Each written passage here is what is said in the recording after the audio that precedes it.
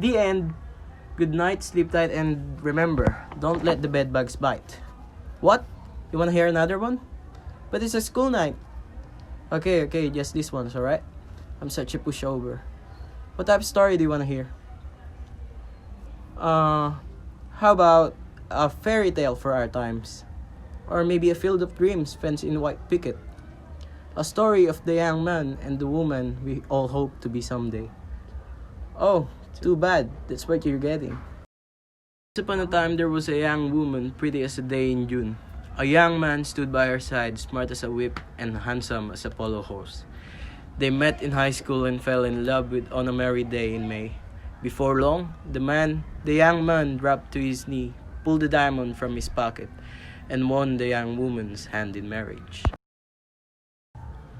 Excuse us, Mr. Storyteller. Moving along, with the blessings of their compatible... Mister, Excuse me a moment. Yes? What is it? we didn't exactly meet in high school. Yes, you did. It says so right here. We met in a bar. And we dated on and off for 5 years while she's experimented with foreigners. Nice. Well, for our purposes, let's say you met in high school, shall we? So, with the blessings of their compatible families, the young man and woman were able to be bride and groom. As I recall, you kept breaking it off. What? Then you would want me back the minute I had a new boyfriend. You certainly didn't waste any time running into the arms of the first guy who had an accent. Shh! Let's not argue in front of the impressionable youngsters. The bride soon set in on the wedding preparations. I never realized you were a racist. I'm not. I was fine with the fact that you slept with black men. Assuming that racism automatically refers to African Americans, isn't it a form of racism itself? Well, excuse me, ma'am and sir. Refer me those vouchers so I can return to the story bank queue. By all means, don't let anything silly like our issues get in your way. Look, will you play along? The children will have ample opportunity to be delusioned later. Let's just have a nice bedtime, alright? Okay? As I was saying, the preparations. They were to be married in a beautiful church, Drive-through chapel in Vegas. followed by an elegant reception at an old inn in Vermont. Backroom at the Stardust Lounge. The bride put Martha Stewart to shame as she had the evening designed to be the last detail. Huh? That really sounds like you. From the linen napkins to centerpieces of purple freesia and Italian ruscos. I think he was invited to someone else's wedding. And why is he assuming the bride always has the taste? Does it never occur to anyone that the groom might want to participate? I worked my way through law school as a floral designer. That's how I know freesia is all wrong for centerpiece, except maybe as an accent flower. You were a floral designer? You need to base your arrangement on a substantial bloom, like a lily or an orchid. Brad, is there something you want to tell me? Actually, there's something I want to tell these youngsters so they can get to bed at decent hour. The story. Well, half. So, they had their flawless reception for 300 guests at the turn off the Century Inn in the Vermont, You know you were not from Vermont. at which all had a delightful time. What do you mean is there something I want to tell you? Immediately following the splendid reception, I mean, is there something you haven't been honest with me about? With yourself about? Like what? the bride and the tender age of 24. What? What's so funny? She's not even close to 24. Now just wait a minute here. Buster Brown, whose story is this? Yours! Wrong. This is a fairy tale. I'm going to prototypes. But I'm 35. In this story, you're 24. The average American woman gets married at 24. How old does that make him? 27. Why? How old is he really? I'm the one that's 24. Isn't that a little young to be getting married? How come 24 is okay for me but not for him? You're the woman. You're supposed to be younger. Jesus! Now, before I was interrupted for the 10th time, boys and girls, I was saying that after the reception, the 24-year-old bride was whisked away in a horse-drawn carriage by her 27-year-old Prince Charming. Whisked away where? I don't know. To the airport? Which one? The airport of Vermont. There's one in Burlington and one in Montefiore. How did you know that? I majored in geography. You did? So, Mr. Fancy Pants, which one was it? The one where you caught your flight to Hawaii for your honeymoon. This whole fairy tale is completely out of hand. Anyone knows there's no flight from Vermont to Hawaii. You have to fly to Logan or Lax, or both, and anyway, I highly doubt they let these horses in the terminal. Oh, for God's sake, what's the big deal in telling all the children a nice little story? No one's life turns out like that. How many of those kids will live up to your version of the story? None. They can.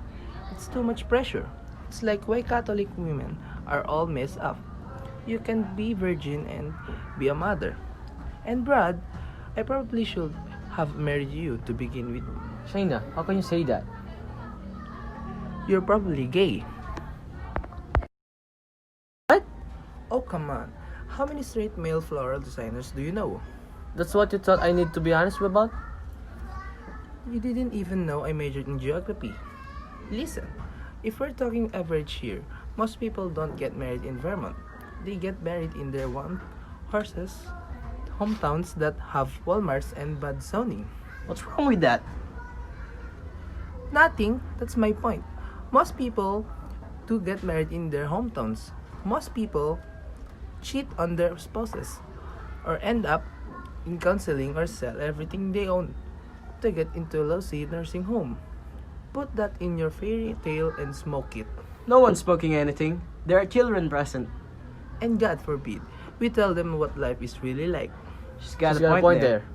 You're opening yourself up for multiple class action suit, mister. Fine, I have it. You want the truth? The whole truth? And nothing but the truth? The whole enchilada? The professional hook, line, and sinker? Well, far be it from me to give this little soul something to which to aspire. Do it! Do it! I'm warning you, it won't be pretty. Stand warned. I'm such a pushover. Once upon a time, in a trailer park not so far away, there lived a woman approaching middle age who drank a lot of bourbon, smoked a pack a day, hung out in places where they throw peanut shells on the floor. Alright already. And the young, slightly effeminate man who took it up the ass. Once from a fellow Eagle Scout, but since it only happened once when he was 17 and drunk on Kalua, he still considered himself straight. Hey! The woman and the man met in a bar one night where they got drunk and slept together afterwards at her place.